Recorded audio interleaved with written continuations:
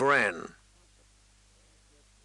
The Karstarks came in on a cold, windy morning, bringing 300 horsemen and near 2,000 foot from their castle at Carhold. The steel points of their pikes winked in the pale sunlight as the column approached. A man went before them, pounding out a slow, deep-throated marching rhythm on a drum that was bigger than he was. Boom, boom, boom. Bran watched them come from a guard turret atop the outer wall, peering through Maester Luwin's bronze fire-eye while perched on Hoder's shoulders. Lord Rickard himself led them, his sons, Harrion and Eddard and Torren, riding beside him beneath night-black banners emblazoned with the white sunburst of their hearts. Old Nan said they had Stark blood in them, going back hundreds of years, but they did not look like Starks to Bran. They were big men and fierce, faces covered with thick beards, hair worn loose past the shoulders. Their cloaks were made of skins, the pelts of bear and seal and wolf. They were the last, he knew. The other lords were already here, with their hosts. Bran yearned to ride out among them, to see the winter houses full to bursting, the jostling crowds in the market square every morning, the streets rutted and torn by wheel and hoof. But Robb had forbidden him to leave the castle. "We have no men to spare to guard you," his brother had explained. "I'll take Summer," Bran argued. "Don't act the boy with me, Bran," Robb said. "You know better than that. Only 2 days ago one of Lord Bolton's men knifed one of Lord Serwyn's at the Smoking Log. Our Lady Mother would skin me for a pelt if I let you put yourself at risk." He was using the voice of Robb the Lord when he said it. Bran knew that meant there was no appeal. It was because of what had happened in the Wolf's Wood, he knew. The memory still gave him bad dreams. He had been as helpless as a baby, no more able to defend himself than Rickon would have been, less even. Rickon would have kicked them, at the least. It shamed him. He was only a few years younger than Robb. If his brother was almost a man grown, so was he. He should have been able to protect himself. A year ago, before, he would have visited the town even if it meant climbing over the walls by himself.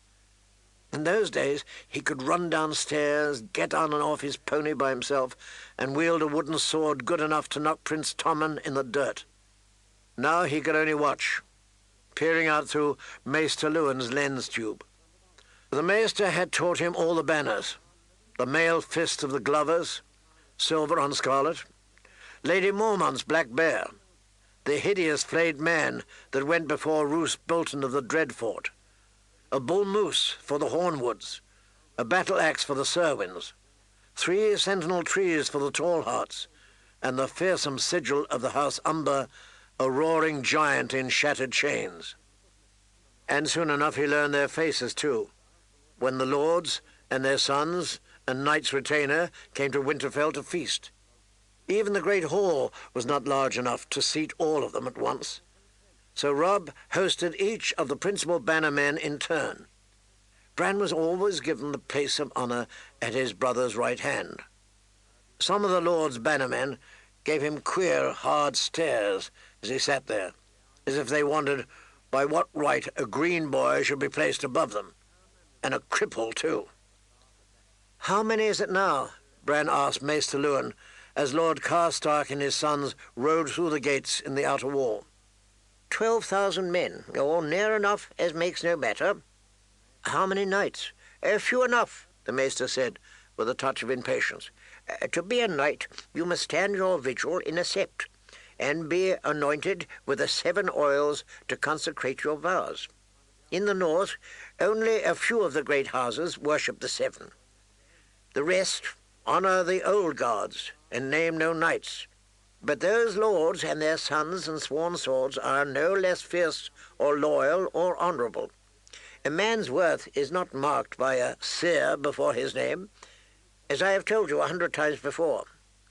"Still," said Bran, "how many knights?" Maester Luwin sighed. 300, perhaps 4, among 3,000 armoured lancers who are not knights. Lord Carstark is the last, Bran said thoughtfully. Robb will feast him tonight. No doubt he will. How long before they go? He must march soon, or not at all, Maester Luwin said. The winter town is full to bursting, and this army of his will eat the countryside clean, if it camps here much longer. Others are waiting to join him all along the King's Road, Barrow Knights and Crannog men, and the Lords Manderley and Flint. The fighting has begun in the Riverlands, and your brother has many leagues to go. I know. Bran felt as miserable as he sounded. He handed the bronze tube back to the maester, and noticed how thin Luwin's hair had grown on top. He could see the pink of scalp showing through. It felt queer to look down on him this way, when he'd spent his whole life looking up at him. But when you sat on Hodor's back, you looked down on everyone.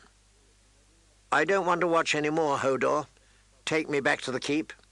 Hodor, said Hodor. Maester Luwin tucked the tube up his sleeve. Bran, your lord brother will not have time to see you now. He must greet Lord Carstark and his sons and make them welcome. I won't trouble Robb. I want to visit the Godswood. He put his hand on Hodor's shoulder.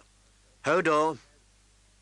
A series of chisel-cut handholds made a ladder in the granite of the tower's inner wall.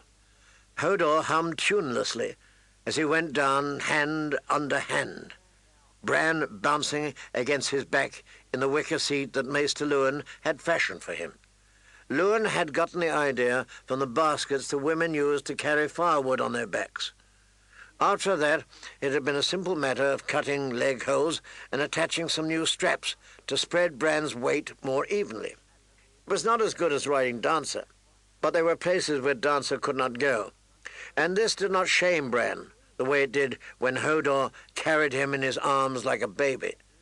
Hodor seemed to like it too, though with Hodor it was hard to tell. The only tricky part was doors.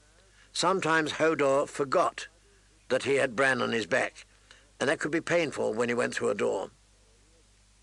For near a fortnight there had been so many comings and goings that Robb ordered both portcullises kept up and the drawbridge down between them, even in the dead of night. A long column of armoured lancers was crossing the moat between the walls when Bran emerged from the tower. Carstark men, following their lords into the castle. They wore black iron half-helms and black woolen cloaks patterned with a white sunburst. Hodor trotted along beside them, smiling to himself, his boots thudding against the wood of the drawbridge. The riders gave them queer looks as they went by, and once Bran heard someone guffaw. He refused to let it trouble him. Men will look at you. Maester Luwin had warned him the first time they had strapped the wicker basket around Hodor's chest. They will look and they will talk, and some will mock you. Let them mock, Bran thought. No one mocked him in his bedchamber, but he would not live his life in bed. As they passed beneath the gatehouse portcullis, Bran put 2 fingers into his mouth and whistled. Summer came loping across the yard. Suddenly the Carstark lancers were fighting for control as their horses rolled their eyes and whickered in dismay. One stallion reared, screaming, his rider cursing and hanging on desperately. The scent of direwolf sent horses into a frenzy of fear if they were not accustomed to it, but they'd quiet soon enough once Summer was gone. The Godswood, Bran reminded Hodor. Even Winterfell itself was crowded. The yard rang to the sound of sword and axe, the rumble of wagons and the barking of dogs. The armory doors were open, and Bran glimpsed Mikken at his forge. His hammer ringing as sweat dripped off his bare chest. Bran had never seen as many strangers in all his years, not even when King Robert had come to visit father. He tried not to flinch as Hodor ducked through a low door. They walked down a long, dim hallway, Summer padding easily beside them. The wolf glanced up from time to time, eyes smouldering like liquid gold. Bran would have liked to touch him, but he was riding too high for his hand to reach. The Godswood was an island of peace in the sea of chaos that Winterfell had become. Hodor made his way through the dense stands of oak and ironwood and sentinels to the still pool beside the heart tree. He stopped under the gnarled limbs of the weirwood, humming. Bran reached up over his head and pulled himself out of his seat, drawing the dead weight of his legs up through the holes in the wicker basket. He hung for a moment dangling, the red, dark leaves brushing against his face, until Hodor lifted him and lowered him to the smooth stone beside the water. "I want to be by myself for a while," he said. "You go soak. Go to the pools." "Hodor!" Hodor stumped through the trees and vanished. Across the Godswood, beneath the windows of the guest house, an underground hot spring fed 3 small ponds. Steam rose from the water day and night, and the wall that loomed above was thick with moss. Hodor hated cold water, and would fight like a treed wildcat when threatened with soap, but he would happily immerse himself in the hottest pool and sit for hours, giving a loud burp to echo the spring whenever a bubble rose from the murky green depths to break upon the surface. Summer lapped at the water and settled down at Bran's side. He rubbed the wolf under the jaw, and for a moment boy and beast both felt at peace. Bran had always liked the Godswood, even before, but of late he found himself drawn to it more and more. Even the heart tree no longer scared him the way it used to. The deep red eyes carved into the pale trunk still watched him, yet somehow he took comfort from that now. The gods were looking over him, he told himself. The old gods, gods of the Starks and the First Men and the Children of the Forest, his father's gods. He felt safe in their sight, and the deep silence of the trees helped him think. Bran had been thinking a lot since his fall, thinking and dreaming and talking with the gods. "Please make it so Robb won't go away," he prayed softly. He moved his hand through the cold water, sending ripples across the pool. "Please make him stay. Or if he has to go, bring him home safe with Mother and Father and the girls. And make it so Rickon understands." His baby brother had been wild as a winter storm since he'd learned Robb was riding off to war, weeping and angry by turns. He'd refused to eat, cried and screamed for most of a night, even punched old Nan when she tried to sing him to sleep. And the next day he'd vanished. Robb had set half the castle searching for him, and when at last they found him down in the crypts, Rickon had slashed at them with a rusted iron sword he'd snatched from a dead king's hand, and Shaggy Dog had come slavering out of the darkness like a green-eyed demon. The wolf was near as wild as Rickon. He'd bitten Gage on the arm and torn a chunk of flesh from Micken's thigh. It had taken Robb himself and Grey Wind to bring him to bay. Farlan had the Black Wolf chained up in the kennels now, and Rickon cried all the more for being without him. Maester Luwin counselled Robb to remain at Winterfell, and Bran pleaded with him too, for his own sake as much as Rickon's. But his brother only shook his head stubbornly and said, "I don't want to go. I have to." It was only half a lie. Someone had to go to hold the neck and help the Tullys against the Lannisters. Bran could understand that. But it did not have to be Robb.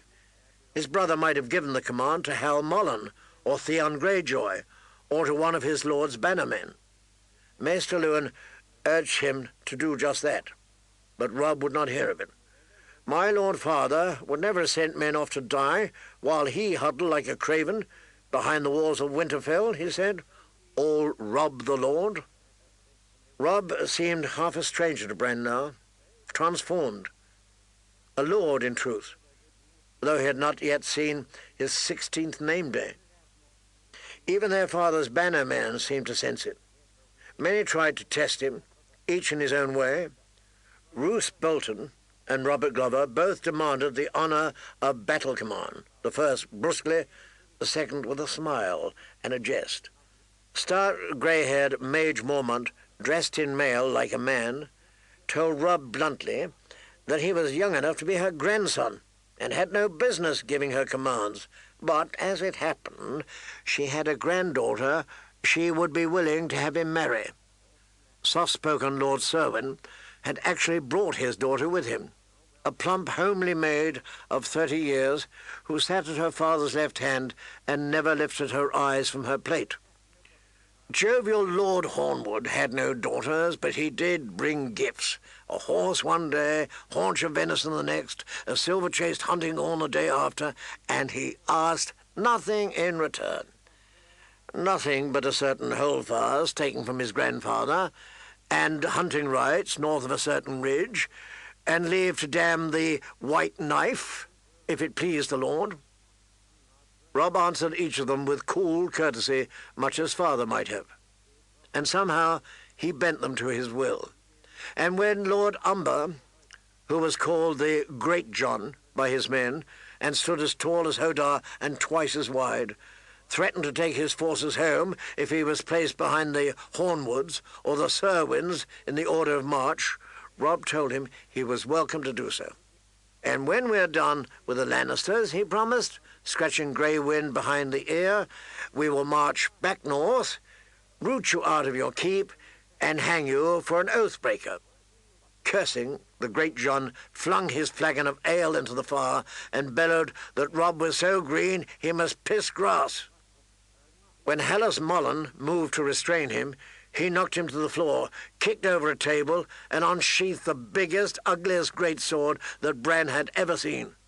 All along the benches, his sons and brothers and sworn swords leapt to their feet, grabbing for their steel.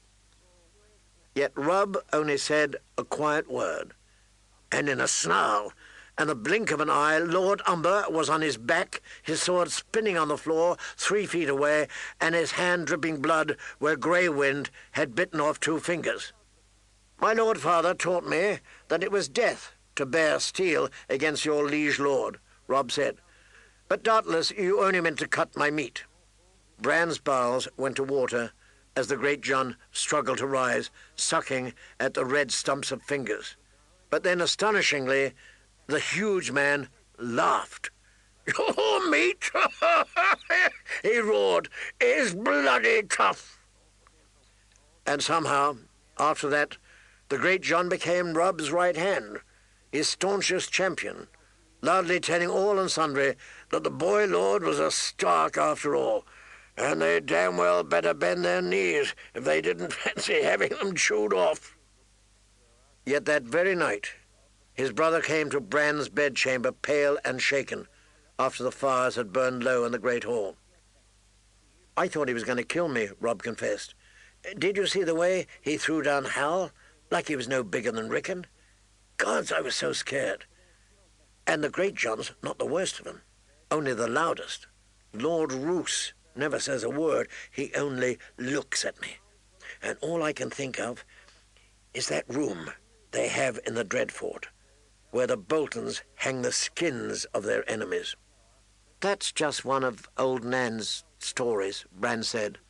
A note of doubt crept into his voice. Isn't it?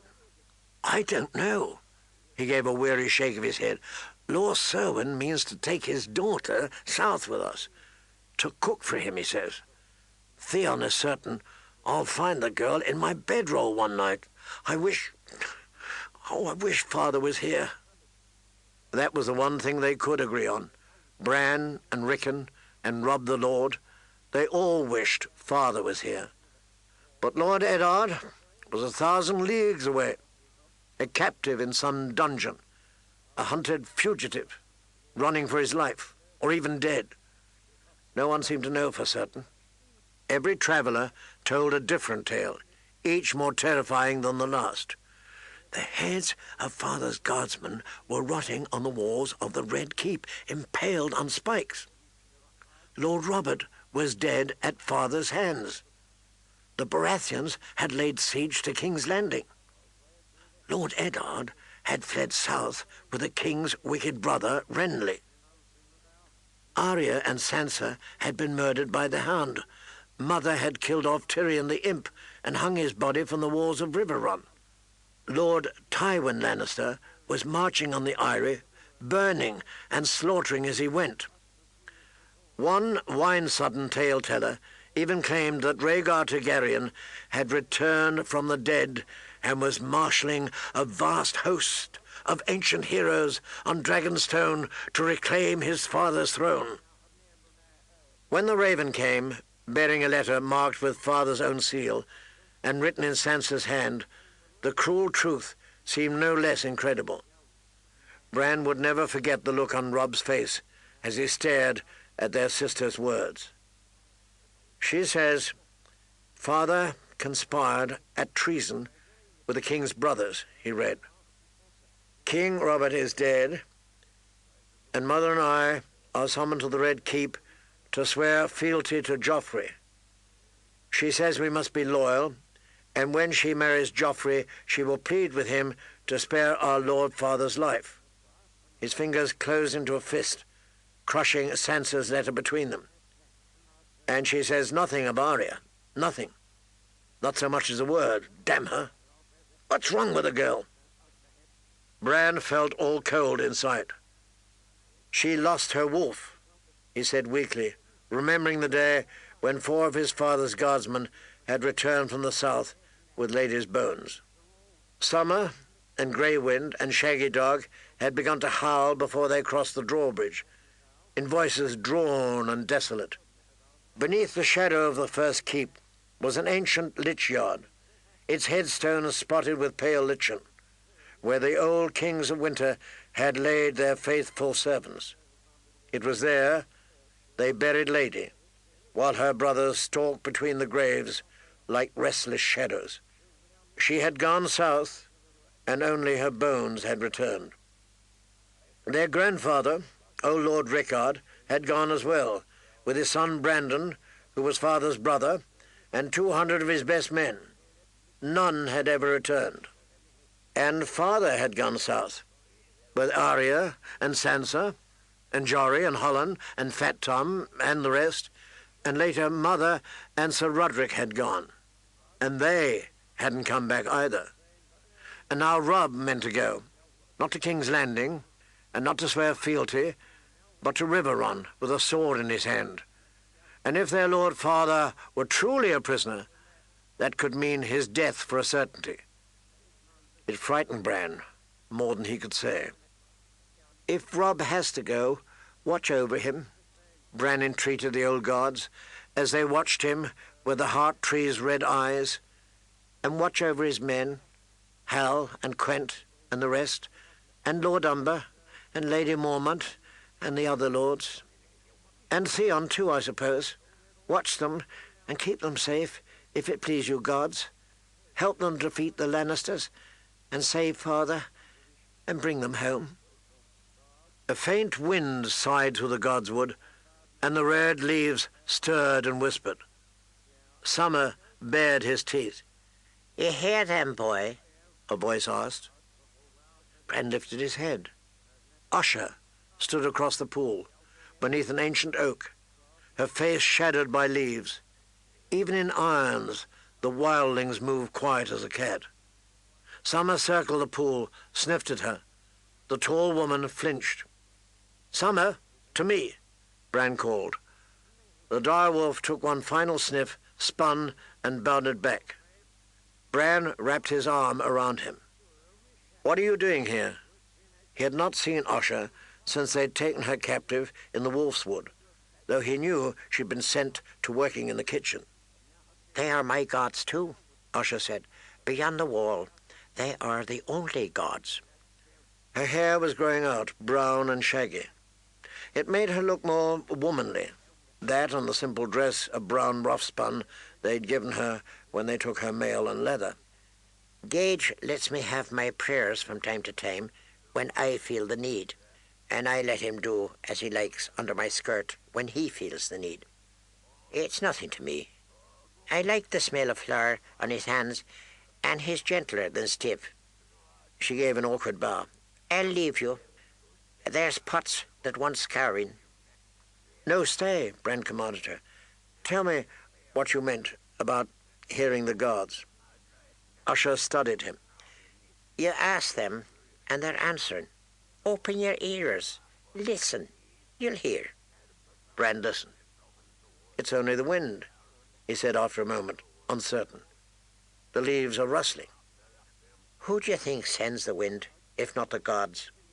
She seated herself across the pool from him, clinking faintly as she moved. Micken had fixed iron manacles to her ankles with a heavy chain between them. She could walk so long as she kept her stride small, but there was no way for her to run or climb or mount a horse. They see you, boy. They hear you talking. That rustling, that's them talking back. What are they saying? They're sad. Your Lord Brother will get no help from them. Not where he's going. The old gods have no power in the south. The werewoods there were all cut down thousands of years ago. How can they watch your brother when they have no eyes? Bran had not thought of that. It frightened him. If even the gods could not help his brother, what hope was there? Maybe Usher wasn't hearing them right. He cocked his head and tried to listen again. He thought he could hear the sadness now, but nothing more than that. The rustling grew louder. Bran heard muffled footsteps and a low humming, and Hodor came blundering out of the trees, naked and smiling. Hodor! He must have heard our voices, Bran said. Hodor, you forgot your clothes. Hodor! Hodor agreed. He was dripping wet from the neck down, steaming in the chill air. His body was covered with brown hair, thick as a pelt. Between his legs, his manhood swung, long and heavy. Usher eyed him with a sour smile. Now there's a big man, she said. He has giant's blood in him, or I'm the queen. Maester Luwin says there are no more giants. He said they're all dead, like the children of the forest. All that's left of them are old bones in the earth that men turn up with ploughs from time to time. Let Maester Luwin ride beyond the wall, Usher said. He'll find giants then, or they'll find him. My brother killed one. 10 feet tall she was, and stunted at that. They've been known to grow big as 12 and 13 feet. Fierce things they are, too. All hair and teeth, and the wives have beards like their husbands, so there's no telling them apart. The women take human men for lovers, and it's from them the half-bloods come. It goes harder on the women they catch. The men are so big, they'll rip a maid apart before they get her with child. She grinned at him. But you don't know what I mean, do you, boy? Yes, I do, Bran insisted. He understood about mating. He had seen dogs in the yard and watched a stallion mount a mare. But talking about it made him uncomfortable. He looked at Hodor. Go back and bring your clothes, Hodor, he said. Go dress. Hodor! He walked back the way he had come, ducking under a low-hanging tree limb. He was awfully big, Bran thought, as he watched him go. Are there truly giants beyond the wall? He asked Usher, uncertainly. Giants, and worse than giants, Lording. I tried to tell your brother when he asked his questions, him and your maester and that smiley boy Greyjoy. The cold winds are rising, and men go out from their fires and never come back. Or if they do, they're not men anymore, but only whites with blue eyes and cold black hands. Why do you think I run south with Stiv and Harley and the rest of them fools? Mans thinks he'll fight. The sweet, brave, stubborn man. Like the White Walkers were no more than rangers, but what does he know? He can call himself king beyond the wall all he likes, but he's still just another old black crow who flew down from the Shadow Tower. He's never tasted winter. I was born up there, child, like my mother, and her mother before her, and her mother before her, born of the free folk. We remember. Usha stood, her chains rattling together. I tried to tell your lordling brother only yesterday when I saw him in the yard. "My Lord Stark," I called to him, respectful as you please. But he looked through me, and that sweaty oaf, great John Umber, shoves me out of the path. So be it. I'll wear my irons and hold my tongue. A man who won't listen can't hear. Tell me. Rob will listen to me, I know he will. Will he now? We'll see. You tell him this, my lord. You tell him he's bound on marching the wrong way. It's north he should be taking his swords. North, not south. You hear me? Bran nodded. I'll tell him. But that night, when they feasted in the great hall, Rob was not with them. He took his meal in the Solar instead, with Lord Rickard and the great John and the other lords' bannermen, to make the final plans for the long march to come. It was left to Bran to fill his place at the head of the table and act the host to Lord Karstark's sons and honoured friends. They were already at their places when Hodor carried Bran into the hall on his back and knelt beside the high seat. Two of the serving men helped lift him from his basket. Bran could feel the eyes of every stranger in the hall. It had grown quiet. "My lords," Hallis Mullen announced, "Brandon Stark of Winterfell." "I welcome you to our fires," Bran said stiffly, "and offer you meat and mead in honour of our friendship." Harrion Karstark, the oldest of Lord Rickard's sons, bowed and his brothers after him. Yet as they settled back in their places, he heard the younger two talking in low voices over the clatter of wine cups. "Sooner die than live like that," muttered one, his father's namesake, Eddard, and his brother Torrin said, "Likely the boy was broken inside as well as out, too craven to take his own life." Broken, Bran thought bitterly, as he clutched his knife. Is that what he was now? Bran the Broken? "I don't want to be broken," he whispered fiercely to Maester Luwin, who had been seated to his right. "I want to be a knight." "There are some who call my order the Knights of the Mind," Luwin replied. "You are a surpassingly clever boy when you work at it, Bran. Have you ever thought that you might wear a maester's chain? There is no limit to what you might learn." "I want to learn magic," Bran told him. "The crow promised that I would fly." Maester Luwin sighed. "I can teach you history, healing, herb lore. I can teach you the speech of ravens and how to build a castle and the way a sailor steers his ship by the stars. I can teach you to measure the days and mark the seasons. And at the citadel in Old Town they can teach you 1,000 things more. But Bran, no man can teach you magic." "The children could," Bran said, "the children of the forest." That reminded him of the promise he had made to Usha in the Godswood. So he told Luwin what she had said. The Maester listened politely. "The wildling woman could give old Nan lessons in telling tales, I think," he said when Bran was done. "I will talk with her again if you like, but it would be best if you did not trouble your brother with this folly. He has more than enough to concern him without fretting over giants and dead men in the woods.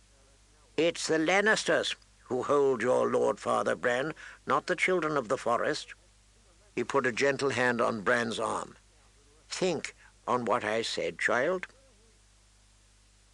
And 2 days later, as a red dawn broke across a wind-swept sky, Bran found himself in the yard beneath the gatehouse, strapped atop Dancer, as he said his farewells to his brother. "You are the lord in Winterfell now," Robb told him. He was mounted on a shaggy grey stallion, his shield hung from his horse's side, wood banded with iron, white and grey, and on it the snarling face of a direwolf. His brother wore grey chainmail over bleached leathers, sword and dagger at his waist, a fur-trimmed cloak across his shoulders. You must take my place, as I took father's, until we come home." "I know," Bran replied miserably. He had never felt so little, or alone, or scared. He did not know how to be a lord. "Listen to Maester Luwin's counsel, and take care of Rickon. Tell him that I'll be back as soon as the fighting is done." Rickon had refused to come down. He was up in his chamber, red-eyed and defiant. "No!" he'd scream when Bran had asked him if he didn't want to say farewell to Robb. "No farewell!" "I told him," Bran said. "He says no one ever comes back." "He can't be a baby forever. He's a Stark, and they're 4, Robb sighed. "Well, Mother will be home soon, and I'll bring Father back, I promise." He wheeled his courser round and trotted away. Grey Wind followed, loping beside the war-horse, lean and swift. Hallis Mullen went before them through the gate, carrying the rippling white banner of House Stark atop a high standard of grey ash. Theon Greyjoy and the Great John fell in on either side of Robb, and their knights formed up in a double column behind them, steel-tipped lances glinting in the sun. Uncomfortably he remembered Osha's words. "He's marching the wrong way," he thought. For an instant he wanted to gallop after him and shout a warning, but when Robb vanished beneath the portcullis, the moment was gone. Beyond the castle walls, a roar of sound went up. The foot soldiers and townsfolk were cheering Robb as he rode past, Bran knew. Cheering for Lord Stark, for the Lord of Winterfell and his great stallion, with his cloak streaming and Grey Wind racing beside him. They would never cheer for him that way, he realized with a dull ache. He might be the Lord in Winterfell while his brother and father were gone, but he was still Bran the Broken. He could not even get off his own horse, except to fall. When the distant cheers had faded to silence, and the yard was empty at last, Winterfell seemed deserted and dead. Bran looked around at the faces of those who remained, women and children and old men, and Hodor. The huge stable boy had a lost and frightened look to his face. "Hodor," he said sadly. "Hodor," Bran agreed, wondering what it meant.